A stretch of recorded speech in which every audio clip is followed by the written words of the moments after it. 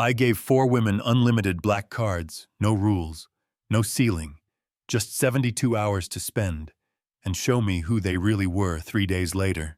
I was standing at a greasy grill in a children's home, my $1,000 shirt ruined with ketchup, while my housekeeper wore a clown nose and told a little girl a bandage had magic in it.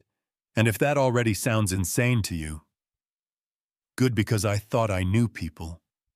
I thought I knew myself. My name is Logan Pierce, and for a long time my life looked like a brochure for success. A glass penthouse hanging over Denver, a schedule packed with mergers and cocktails rooms that went quiet when I walked in. You know what I mean? People didn't just notice me, they calculated me. They weighed every word against my net worth, at least that's how it felt. And one night after a date where the woman said she missed me and my helicopter in the same sentence, something in me snapped. I threw my blazer too hard, and it slapped the leather couch like a challenge Carter. My right hand for 8 years, dry humor eyes that see through the smoke, leaned on the kitchen island and asked if I wanted to talk or break something. I told him I was done with the polite lies, done with the curated smiles, and the idea came out of my mouth before I could stuff it back in 4 black cards. Unlimited 3 days, no instructions, let them loose and see who they become when the ceiling disappears. He actually winced, said that tone means the stock market bleeds or somebody cries. I said the names anyway: Belle Summers, an ex who could turn a room into a stage and sell tickets just by breathing Tessa Monroe, my assistant with a brain like a Swiss watch, and the confidence to explain sunrise to the sun, Sloane Vesper, society's favorite silhouette, always finding her light, even when there isn't any. And then the one that made Carter look up for real, Nora Bennett, my housekeeper off-key, hum-soft laugh, a woman who once threatened my hands with a wooden spoon because I stirred her risotto wrong. The only person under my roof who never asked for anything. You're handing the only sane person in this place a weapon of mass temptation, Carter said, not joking. Exactly, I told him, because she's the only one I can't read. Next morning, 4 black envelopes on the mahogany desk, names in silver ink. Belle arrived first, heels announcing her before she turned the corner. Breakup present or reconciliation bribe, she asked, smiling without blinking. Neither, I said, sliding the envelope. 3 days, no limit. She grinned like the universe had finally recognized her price. Tessa came next, posture straight, tablet tucked like a shield.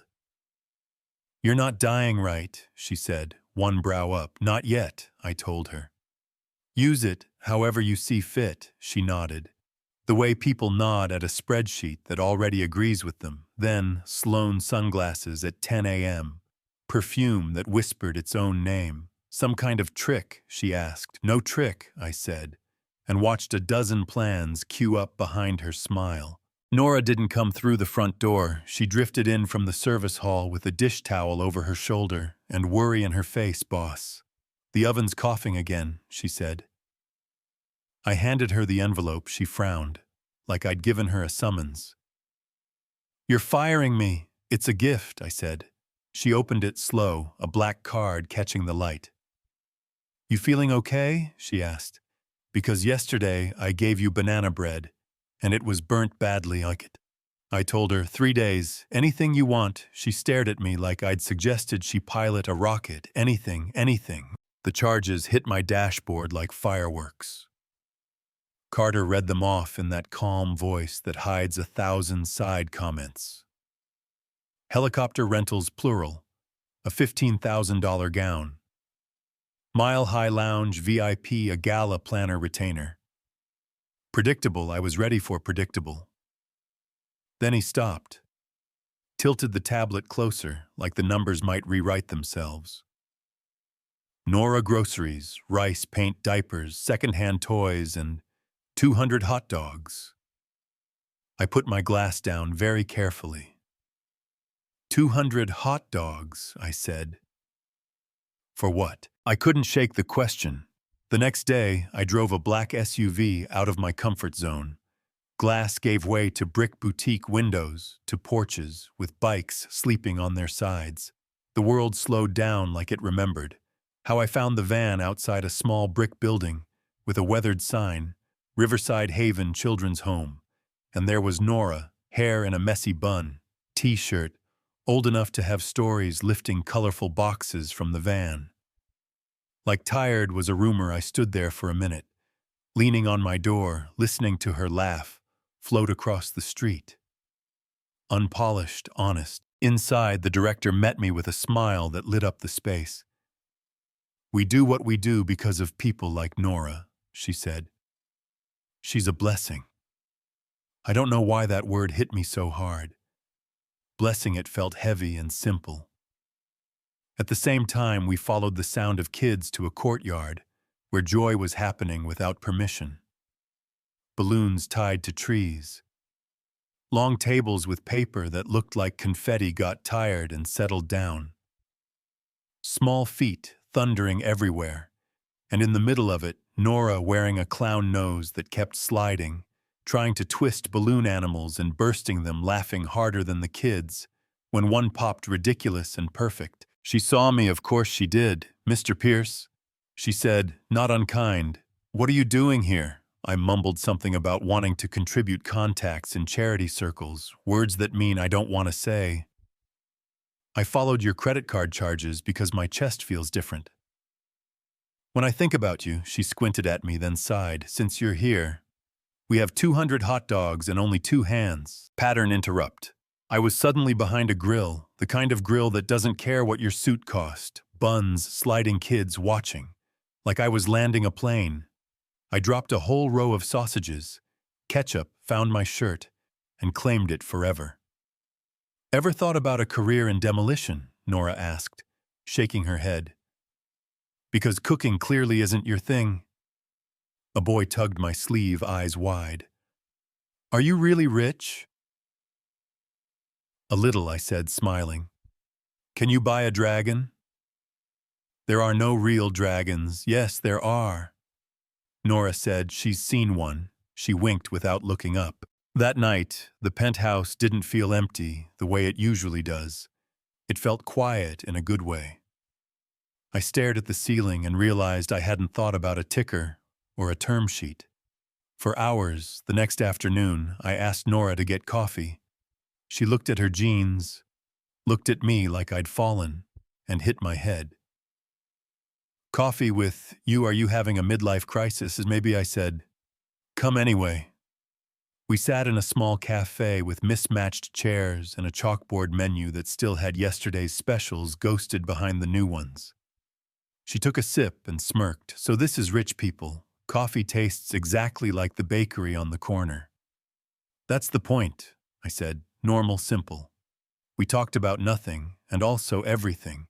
And for the first time in a long time, I felt level. Stick around, because what happened next will blow your mind. The invitations went out for Sloan's Gala Colorado Convention Center, a title so long it felt like it needed a trailer. I showed up because that's what I do. Tux pressed Carter at my shoulder. The room hummed with money. Pretending to be art, Sloan slid over like a camera dolly was pulling her darling. "All of this is thanks to you," she purred. I nodded, already looking past her, because I'd spotted Nora near the back, navy dress hair, swept up like she forgot to be fancy, and landed exactly on beautiful, showing an older donor. Her phone pictures of kids and paint and paper crowns. She wasn't performing, she was persuading with sincerity, the rarest currency in that hall, and then the spill. It happened too clean to be an accident. A full flute of champagne tipped into Nora's dress. Cold liquid. A gasp, the clatter of glass. I caught Belle's eye across the room and saw a smile that didn't touch anything above her mouth. Tessa stared at a light fixture like it had suddenly become fascinating. Nora froze, cheeks flushed, humiliation flooding in like a tide. I didn't think. I took off my tux jacket and draped it over her shoulders. "The most important person in this room isn't the one wearing the most expensive gown," I said loud enough to travel. It's the one who came to make sure children get a future. You could feel the room shift, not all at once, but enough to matter. That should have been the turning point. The moment the story found its shape and stayed there. But life loves a twist. 3 days later, headlines. Billionaire's housekeeper in charity scandal. Grainy photos of Nora swiping a black card at a wholesaler. A party store. A big box retailer captions that wrung innocence out of every purchase and left greed behind. Donors texted question marks. Investors called and asked, "What's going on with our image?" Carter told me to breathe, to trust what we'd seen with our own eyes. But old habits are heavy. I asked Nora if any of it was true. She didn't cry, that would have been easier. She just looked at me like she was counting the cost of being misread by someone who should have known better. "After everything you saw," she said, voice quiet but sharp, "you think I would steal from those kids?" I didn't say yes, I said. I didn't know what to think. Which is worse, she folded her apron, placed it on the counter like a flag, and left the penthouse without looking back. Yeah, that happened. The silence that followed felt like punishment I'd earned. If it were you, what would you have done? Would you have demanded proof first, or believed the person who fed children when no one was watching?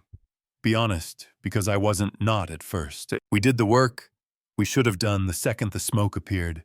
We investigated not with PR spin, but with details, timestamps, vendor statements, camera angles. Carter pulled transactions apart until they confessed their real stories. I drove back to the places the photos were taken and asked people what they saw sometimes. The truth is sitting at a counter, eating a sandwich, waiting for you to ask the right question. A pattern emerged, the way ink bleeds into paper photos taken from angles that hid context, receipts cropped to look like indulgence instead of supply.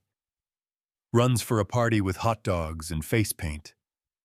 And behind that careful smear evidence that Belle and Tessa had pooled resources to ruin Nora and keep their hold on me. One wanted proximity back, the other wanted promotion, both of them betting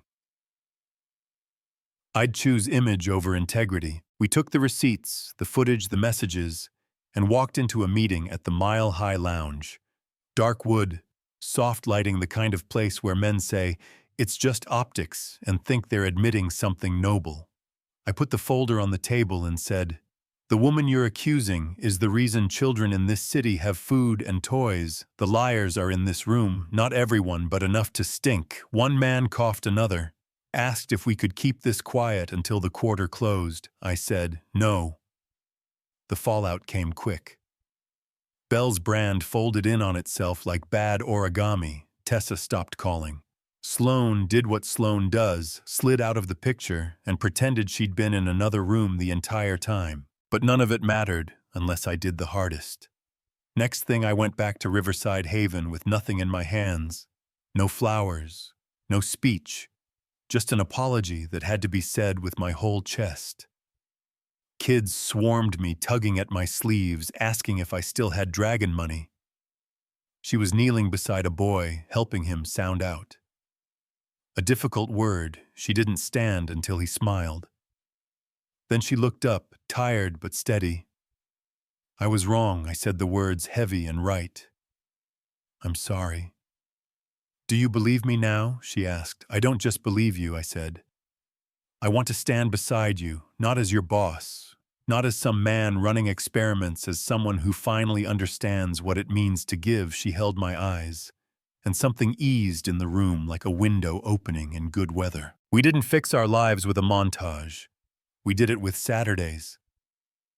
The penthouse got loud. Crayons crept onto the stainless steel fridge like tiny flags from a country I didn't know I could live in. Kids. Laughter bounced off glass. Carter joked that my most profitable investment turned out to be love. I told him to shut up and then laughed with him. We built a foundation with Riverside Haven at the center, expanded kitchens, tutoring, mental health support, after-school programs that blew past the buzzwords and got gritty where kids actually live. And we never let the dollars travel alone.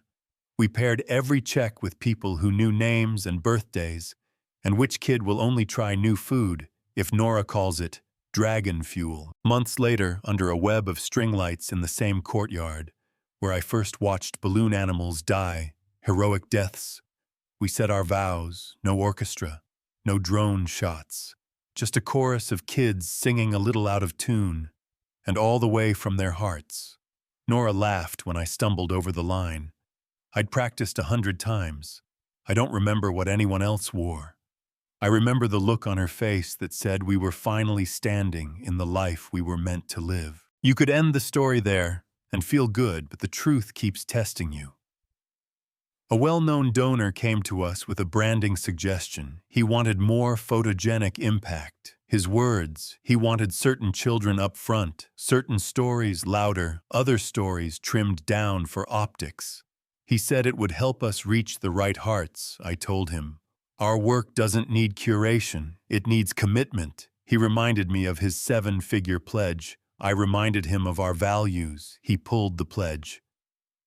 A few board members stared at me like I'd set a building on fire. Old me might have tried to negotiate around the edges, new me said. If our story isn't good enough without makeup, we're telling it wrong. Do you think that's fair, losing money to keep your soul? I know my answer, and I sleep fine. Here's what I learned the hard way. Money doesn't create character, it amplifies it. Belle didn't become selfish, she just got louder. Tessa didn't become ruthless, she stopped whispering. Sloane didn't become a ghost. She stepped into her favorite trick, disappearing when the light shifts. And Nora, she didn't turn into a saint because I handed her a black card. She just kept doing what she'd already been doing now. With resources, when you give a good person a blank check, they draw a door for someone else to walk through. People still ask if I deserved Nora's forgiveness. I could dress the answer up, but here it is, plain I didn't deserve it. I accepted it, and I wake up every day trying to earn the life it made possible. That's the work. Not grand gestures, not headlines, small faithfulness stacked high. If it were you with one of those black cards burning a hole in your pocket, what would you have done? Would you have booked the helicopter? Bought the gown, curated a night that looks perfect in photos and fades by morning? Or would you have filled a van with groceries and paint and diapers and driven to a place where there are no cameras? I'm not judging, I'm asking because that answer says more about us than any balance sheet ever will. And there's a bigger argument under all of this that we need to have out loud should people like me be the ones floating essential care with our generosity. Or should a city, a state, a country promise that no child needs a billionaire's whim to be fed and seen? I've got opinions, sure, but I want yours. Let's talk about power and dignity and where we draw the line between optics and impact. Because if we don't, we keep telling the wrong story about who matters and why. So tell me, did I earn her forgiveness? Or did she hand me a gift? I'll be paying back for the rest of my life. Would you have taken the donor's money and compromised a little for the greater good? Or would you have walked away and kept the program honest? And if someone handed you an unlimited card today, would you spend it on your dream or someone else's tomorrow? Drop your answer in the comments. Type 100 if you stayed with me to the end. Tell me where you're watching from and share this with one person who rolls their eyes at stories like this and then secretly watches every second. I'll be down there reading the praise and the pushback, the stories about your own dragon money, and I'll leave you with the line that pulled me through the noise character over clout every time.